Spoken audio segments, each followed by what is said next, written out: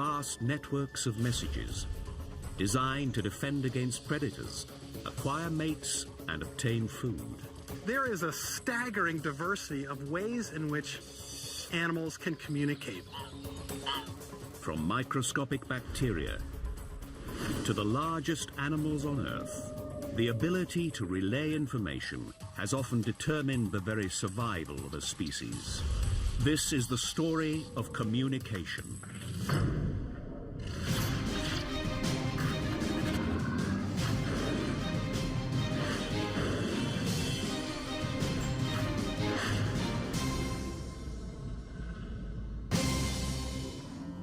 Survival of the fittest.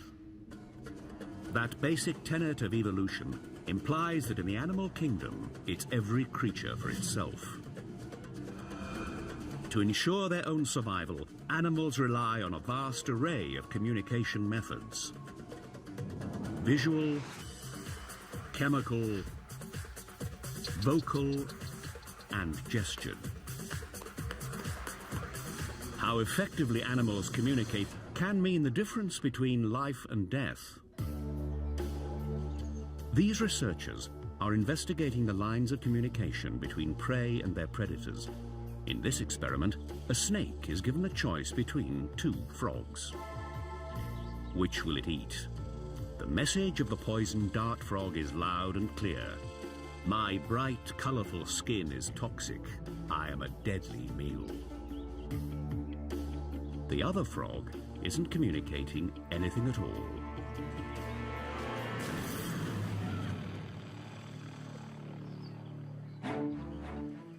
For most animals, finding food, reproducing, and living in social groups is totally dependent on the ability to share information, to communicate.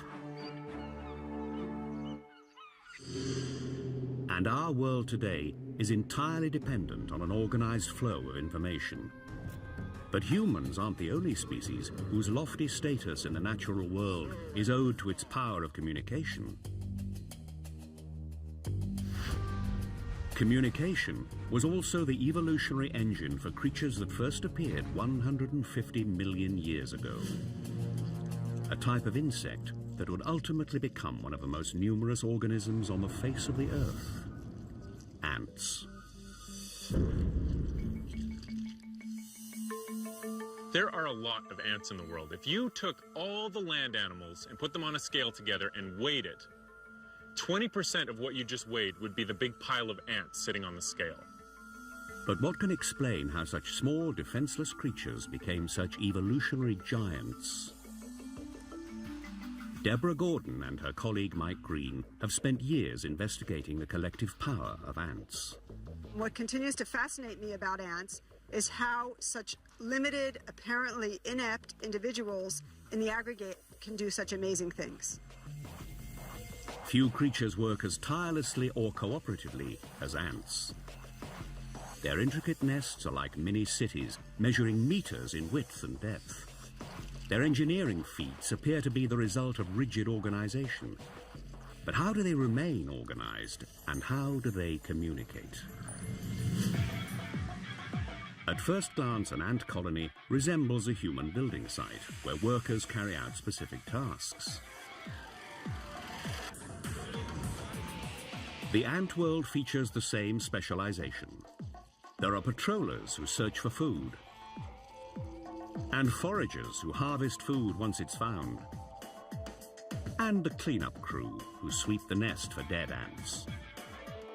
But whereas a human building site has a foreman issuing verbal, written, or gestured orders, ants have no chain of command. In fact, ants display no visible sign of being able to communicate at all. So how do ants know what to do? An ant colony operates without any central control, no management, no hierarchy, nobody deciding what needs to be done. The source of ant communication turns out to be simple chemicals that cover the ant's body. Hydrocarbons.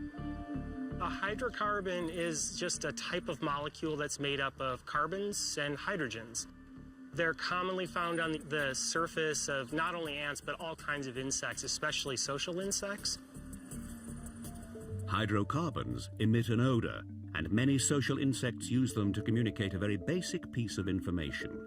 Are you one of us or one of them? Most ants can't see. Their main form of perceiving the world around them is smell, and they smell with their antennae. When an ant touches another ant with its antennae, it can tell if the other ant is a nestmate. We can actually test that nestmate recognition response using a glass block. When a glass block covered with hydrocarbons from a rival colony is introduced to the nest, Look at this right here. the ants immediately attack. Those ants are biting the block right now. Yeah, they are. Could ants also use hydrocarbons to communicate more complex information? Signals that might tell them what jobs to do. When Green isolated the hydrocarbons from the surface of different ants, he discovered that each job had a different scent. This discovery led them to design an experiment to see if it was possible to communicate with ants. Could you compel ants to do a job simply by using hydrocarbons? Gordon and Green created mimic ants by coating glass beads with the hydrocarbons of patroller ants, the ants whose job it is to scout for food. Would these hydrocarbons communicate a message? Each morning, the patrollers come out and search the foraging area, and the foragers won't come out until the patrollers come back. The patrollers need to come back at a certain rate to stimulate the foragers to go out. And by using these beads, we can mimic the rate at which patrollers come back. When beads are dropped into the nest, the hydrocarbon scent communicates that the beads are returning patroller ants, and that it's time for the forager ants to get to work, to go and fetch the food that the patrollers have found. It's not as though one ant gives another ant a message. It's that each ant can use its recent experience of interactions to decide what to do. So the message is in the pattern of interactions, not in any particular signal. With this experiment, the researchers found that the mode of communication responsible for the ants' ability to work together with such astounding precision is little more than a simple set of chemicals relaying information. What's remarkable, they're interacting with each other in a really pretty simple way, but because the ants can assess the rate at which they interact with other workers, global changes can happen within their society despite the fact there's no boss assessing all of this and telling each worker what to do. This mode of communication has helped ants thrive for 150 million years. An ant colony would be unable to survive if individuals didn't communicate with each other. For ants, the ongoing, very simple, repeated patterns of interaction are what sustains the whole life of the colony. Ants have used communication to become some of the most successful creatures on Earth. But how did the process of communication first start? Which species first relayed information amongst themselves? Does the answer lie in a huge mysterious glow that has been seen in the ocean for hundreds of years? Over time, chemical, visual, and vocal forms of communication have evolved again and again, helping animals to flourish in virtually every environment on the planet. How did this astonishing process of relaying information begin? A strange occurrence in the ocean may shed light on the very first form of communication. Not long ago, orbiting satellites picked up a strange glow in the sea off the Horn of Africa. Tens of thousands of square miles of ocean were lit up. It was a phenomenon known as milky seas. Similar occurrences had been witnessed for centuries, but with no explanation. If you read 20,000 Leagues Under the Sea or other sort of seagoing novels, there'll be some very accurate descriptions of milky seas that the characters in the book have experienced. The source of the Milky Sea was revealed to be bioluminescent bacteria, a species of tiny microbes found at sea. Why were trillions of marine bacteria lighting up all at once?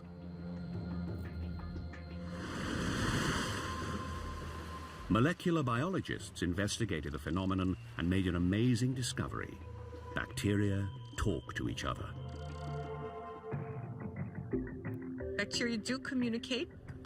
They obviously don't have words like we do. What they use for their words are chemicals. So they exchange chemicals as their language, and it allows them to do different things.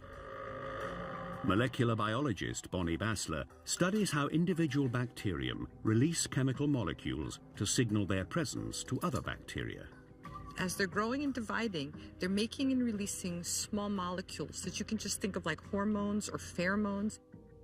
And when the molecules hit a particular amount, all the bacteria would recognize those molecules were there. It would tell them about how many neighbors they would have, and then they would all turn on light in synchrony. Bioluminescent microbes are one of millions of different bacterial strains that communicate in this way. How do they do it? Bacteria often act like a legislative body.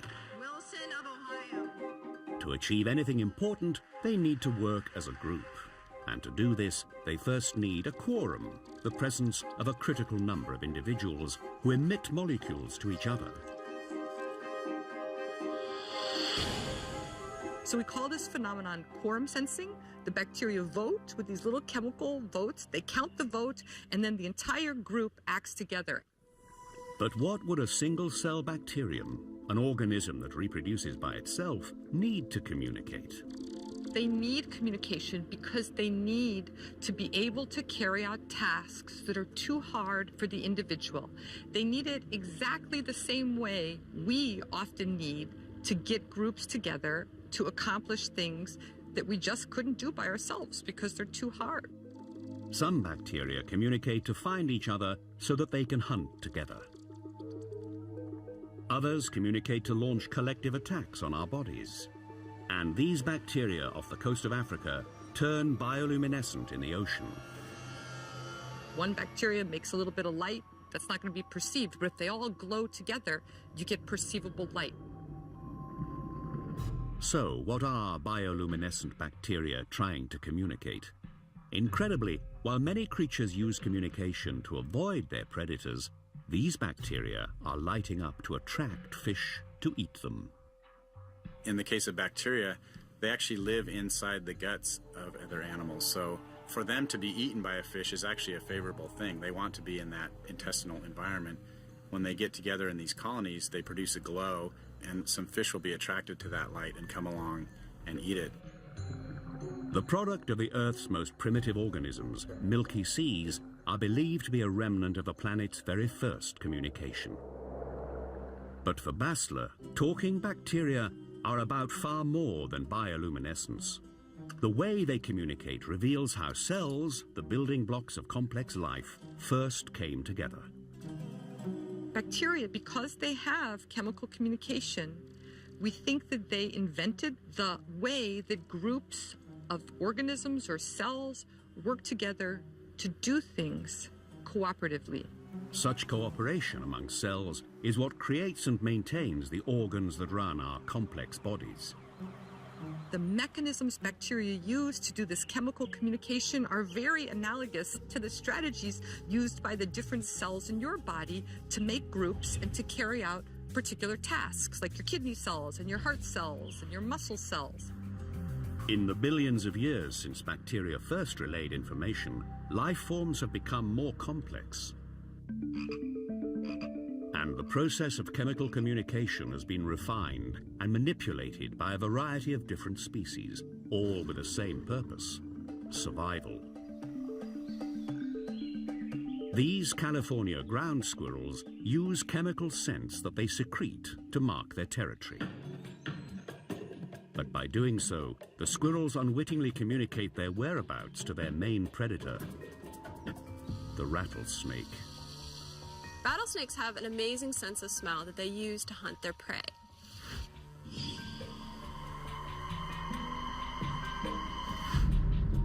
As ground squirrels are moving through their environment or in their burrows, they're inadvertently communicating with the rattlesnake, leaving behind olfactory cues, which the rattlesnake can use to locate them.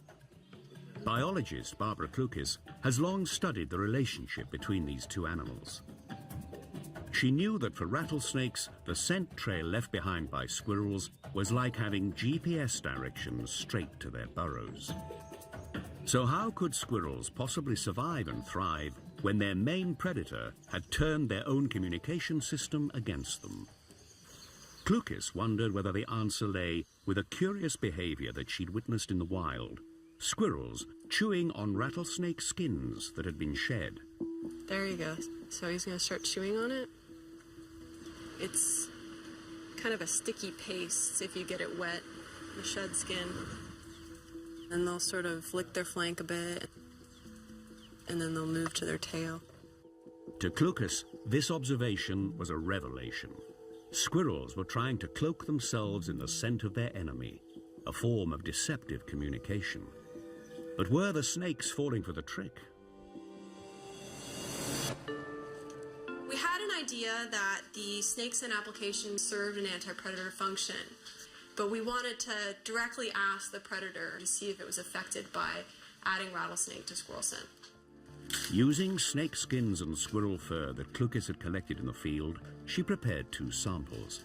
One marked strictly with squirrel scent, and another with a combination of both snake and squirrel scents, mimicking the result of the squirrel's cloaking tactic. In the wild, they're not completely covering all their odor, so it's going to be a mixture of ground squirrel odor and rattlesnake odor.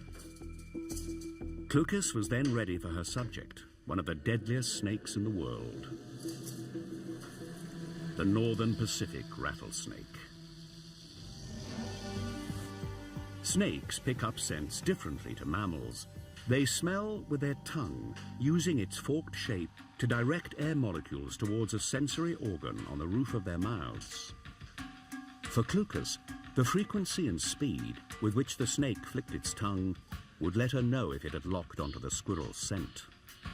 What I would score is the amount of time the snake would have its head over the filter paper, and then also the number of tongue flicks that they did over the filter paper. The squirrel-only scent clearly attracted the snake's attention. See how his tongue flicks changing? Go faster. Yeah, he's definitely interested in that. But the sample cloaked in rattlesnake scent tempered its aggression. A series of slower, longer tongue flicks. For Klukas, this meant only one thing. The snake scent was masking the squirrel scent. Therefore, prey had deceived predator using chemical communication. The snake was led to think that it was pursuing not a squirrel, but another snake. By testing the snakes directly, I could see that their hunting behavior was, in fact, affected by adding rattlesnake odor to ground squirrel odor, and therefore reduces the predation risk for the ground squirrels.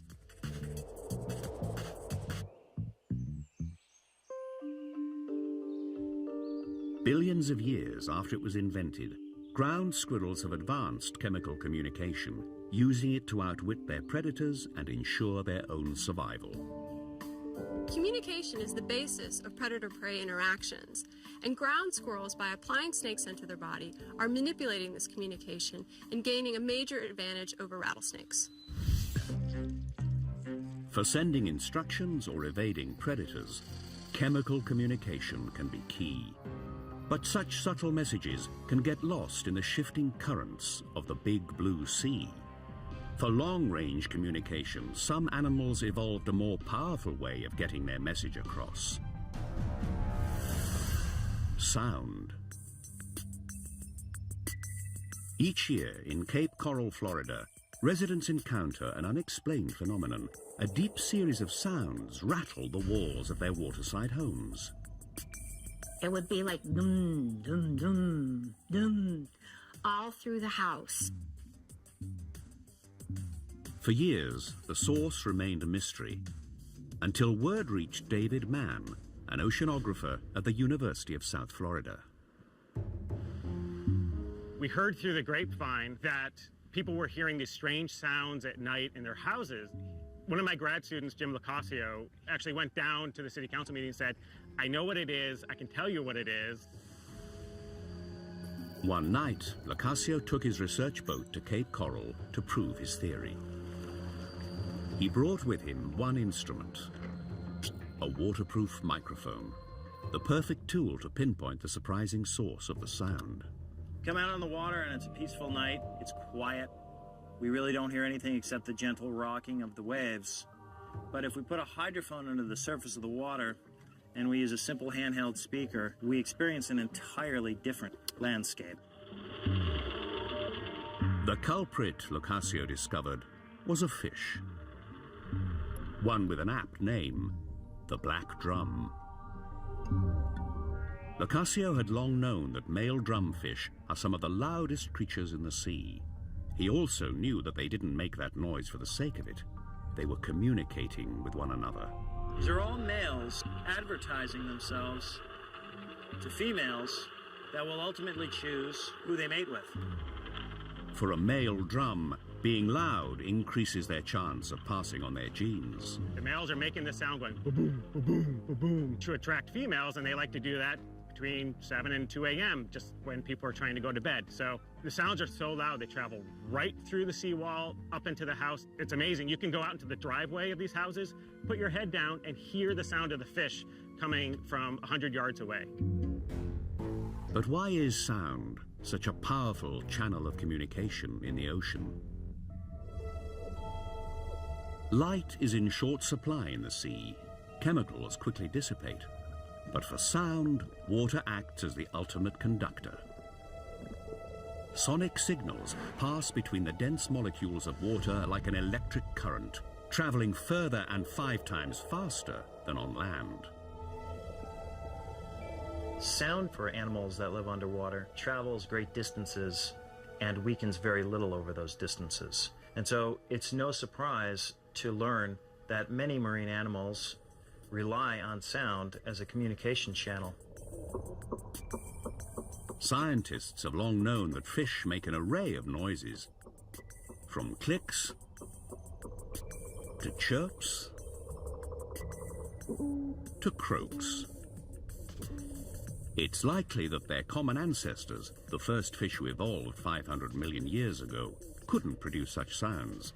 But then fish evolved organs that would allow some of them to be master communicators. As fish evolved, they evolved a swim bladder, which is an air bladder that's inside their stomach that they use to maintain buoyancy. Fish initially used this adaptation solely for hovering in the water column. But over time, it evolved into the instrument that would give drumfish their name. They've evolved these special muscles that twitch extremely rapidly. They're the fastest known twitching muscles in the vertebrate world.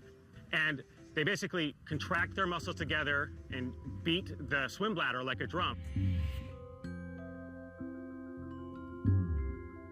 This adaptation helped the male drumfish attract mates. But while the volume of many fish calls is considerable, they can't rival those of another order of marine life that emerged 50 million years ago. The most powerful communicators in the sea. Whales. Not only are whales the Earth's largest animals, they're also the loudest.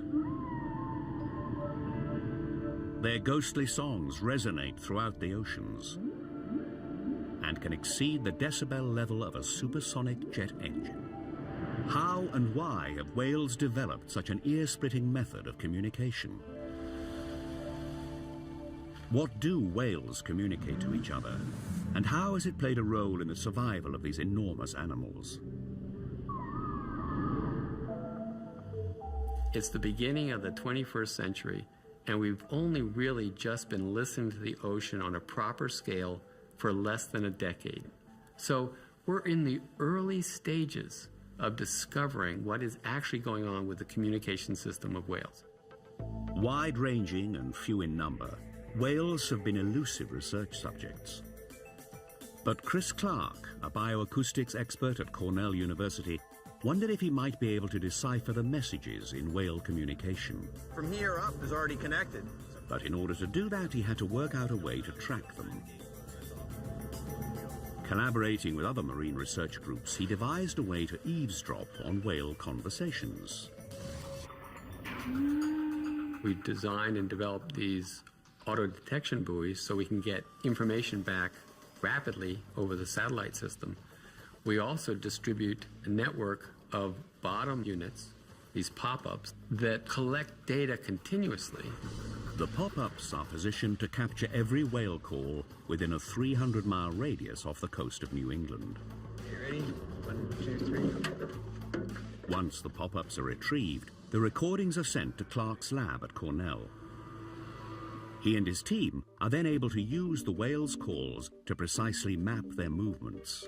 We acoustically locate the animal using the known positions and the speed of sound, and measuring the time differences. We can actually position the animal in the bay. For years, scientists believed that whales were loners who rarely interacted with other members of their species. But the acoustic maps pointed Clark towards a surprising discovery. So here are two whales that are counter-calling back and forth, and they're going to join up. They join up, move, then split up. One goes to the east, one goes down here, joins up with another whale. This one goes up here, joins with another whale. So there's this constant chatter back and forth of everybody's checking in and calling and then joining up.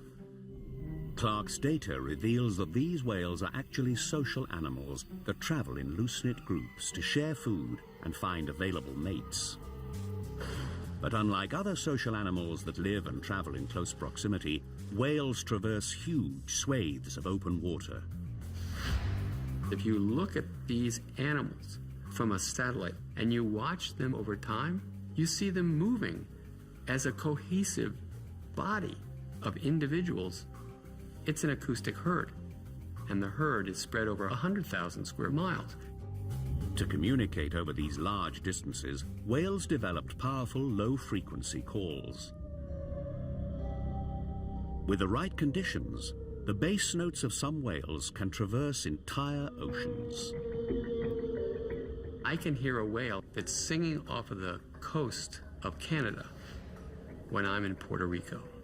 The voice is so low and radiates through the ocean so efficiently that it travels almost as though it's a laser. It just travels very, very efficiently in the ocean. For millions of years, these giant animals have used this channel of communication to ensure their survival. But as it turns out, another group of titans is now operating on the same frequency: ships. Most of the time, you just hear this fog, this noise. It's indescribable. It's just sort of there. And it's been increasing, doubling in size every 10 years. Human hunting has driven many whale species to the brink of extinction. Clark now wonders whether human noise will eventually push them over the edge. If I only have a chance to communicate with you 1 out of 10 times, how do I tell you where the food is? How do I tell you whether I'm a high-quality male? I evolved to communicate over this scale, and now I'm forced, not because of anything else other than noise, to live in that world. Our continued disruption of whale communication appears inevitable. Only time will tell whether the world's largest animals can evolve to overcome this challenge. Whales used sound to conquer the ocean, but on land, animals would need special equipment to safeguard their survival.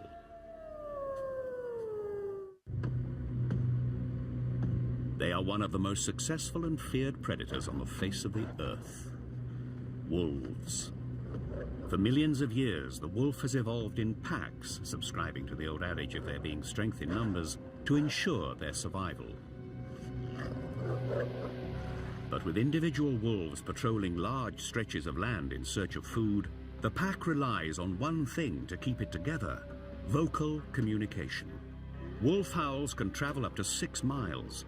They help inform other pack members where everyone is. A pack of wolves is a team working to hunt. Wolves will howl in order to find each other. So if an individual has left the pack for some time and is trying to find the rest of them, that individual will howl and will get a response, and that way can find the pack.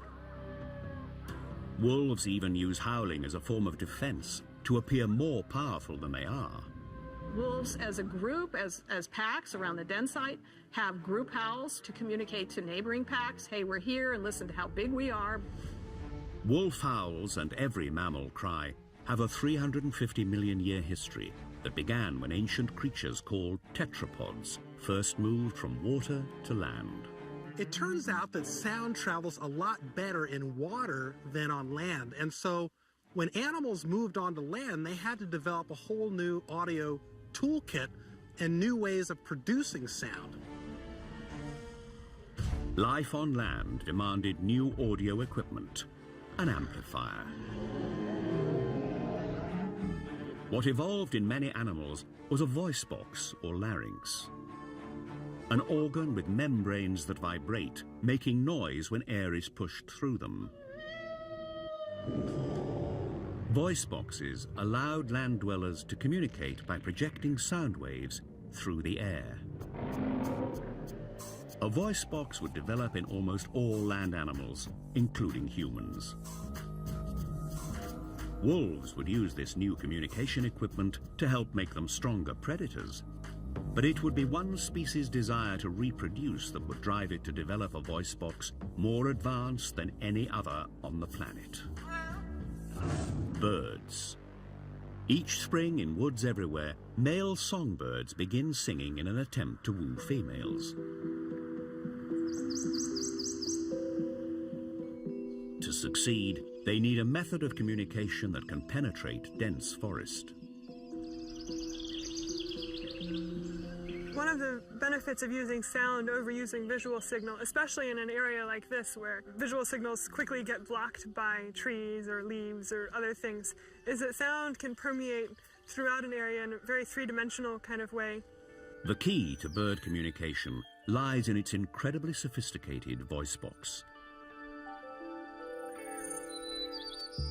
Unlike the single larynx in wolves and humans, songbirds have two that sit just above their lungs. This innovation, called a syrinx, allows wrens and other birds to modulate different notes at the same time. This helps them use vocal communication to penetrate the dense forest and find mates. And they can produce different frequencies with the left side and the right side simultaneously, which is something that humans just can't do. Birdsong has evolved to convey one main message: come mate with me.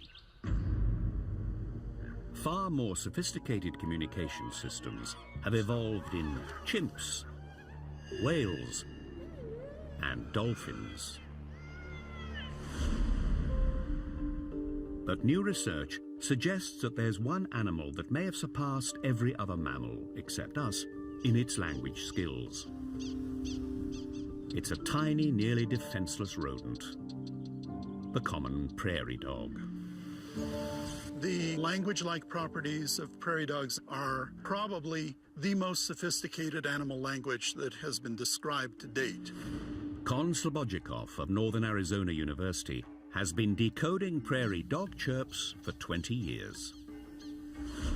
They can describe the coat color of a coyote, they can describe the size and shape of the coyote, they can describe the speed of travel of the coyote.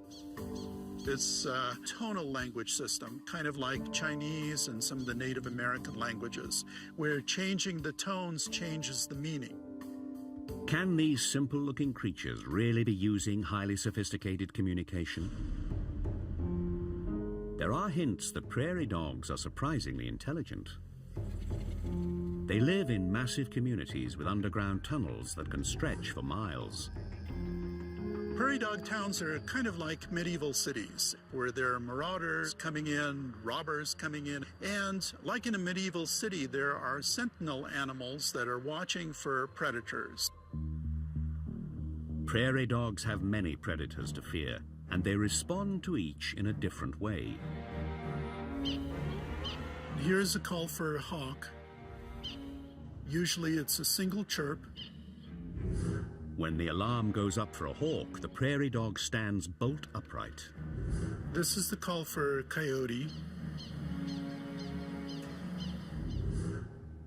The call for a distant coyote sends them scurrying to the edge of their burrows. And an alarm for a nearby coyote sends them underground. The calls are crucial to survival. If they get the call wrong, the prairie dog gets eaten. The calls sound similar, but as with Chinese and other tonal languages, tiny variations in tone convey big differences in meaning. With some practice, we can hear the difference after maybe about 2 or 3 days. So we hear an alarm call and everybody looks around and says, "Where's the coyote?"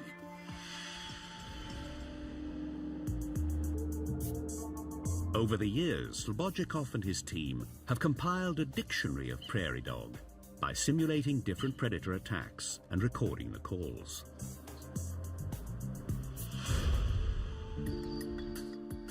In the lab, the sound waves of individual barks are converted into visual graphics. The call itself is a very complex acoustic waveform, and this is simply a pictorial representation. When these graphics are analyzed by specialized software, the team watch the few calls that they recognized explode into an entire prairie dog vocabulary. Some of the calls I call adjective-like calls. Patricia wears a blue jumpsuit and she goes walking in the prairie dog colony, and the prairie dogs call in response to her wearing the blue jumpsuit. And then she changes into a white jumpsuit, and the prairie dogs call to her in response to the white jumpsuit. The patterns on the screen look the same, but to the trained eye, the subtle variations make all the difference. Here's the call for the blue jumpsuit. It is a typical human call, but there is a trailing edge which denotes the color blue. And here is a white jumpsuit. Again, a typical human call, but it's got a buzz on the upper and the lower part. So this part codes for white here, and this part codes for blue here. Kon Slobodchikov is now working to see if prairie dogs are born with their language-like ability, or if they're taught their calls like humans learning words. If they are, it'll be hard to deny that prairie dog is a true animal language. Humans have developed the most sophisticated animal language, but are the origins of human language shared with our closest relatives?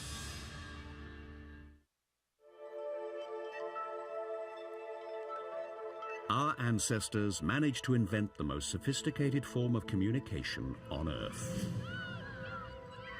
Language in many ways defines what it is to be human. One small step for man, one giant leap for mankind. Language has evolved exceptionally rapidly within humans, and so human language is probably the key innovation that has allowed humans to spread so rapidly across the globe and to dominate the planet ecologically. Just where did human language come from? How did we make the leap from the seemingly simple noises made by other animals to precise words that form the most complex method of communication on the planet? From fossils, paleontologists know that our ancestors diverged from apes about 5 million years ago. But precisely when our ancestors first evolved the capacity for language remains one of evolution's greatest mysteries. I think it's important to remember that, like lots of other things in the natural world, human language evolved. It didn't just arise. It was selected for over evolutionary time, and the parts of our brain that are involved in language were also selected for. Searching for the elusive roots of human language has led the neuroscientist Jared Tagliatella to take a radical approach. He wondered if the brains of our closest living relatives might reveal a clue as to how our language evolved. From the genetic evidence, we know that chimpanzees and humans shared a common ancestor some 5 million years ago. But what we don't know is really what chimpanzees and humans have in common when it comes to communication. Having worked with chimps for years, Tagliatella knew that they communicated in a human-like manner. Chimpanzees use sounds, what we call vocalizations. They also use gestures, which they can make with their hands by actually extending a hand out or even touching another individual. They'll make different faces to express either something they want to accomplish or in response to what another individual has done. So in some ways, chimpanzee communication is really similar to human language because it involves the use of all these different things: facial expressions, body postures, sounds. Tagliatella also observed that when chimps wanted food, they seemed to use specific symbols, a seemingly crude form of sign language. He knew that in the human brain, a region called Broca's area becomes activated when humans speak and use sign language. Were chimps employing the same part of their brain to communicate? And if so, could it give us clues to the evolutionary steps that developed language? Could the origins of our greatest evolutionary achievement be found inside the brains of chimps? Using a brain imaging device developed for humans called a PET scanner, Tagliatella embarked on an unprecedented study. He wanted to capture 3D images of the brains of chimps as the animals gestured and called for food to see if they might have their own version of Broca's area. So this was very exciting for us because it was really the first time that anyone had looked at what was going on in the chimpanzee brain during their communication. Comparing images of human brains to chimp brains when communicating, Tagliatella found remarkable similarities. The chimps were using a part of the brain that appeared to be in the same position as Broca's area.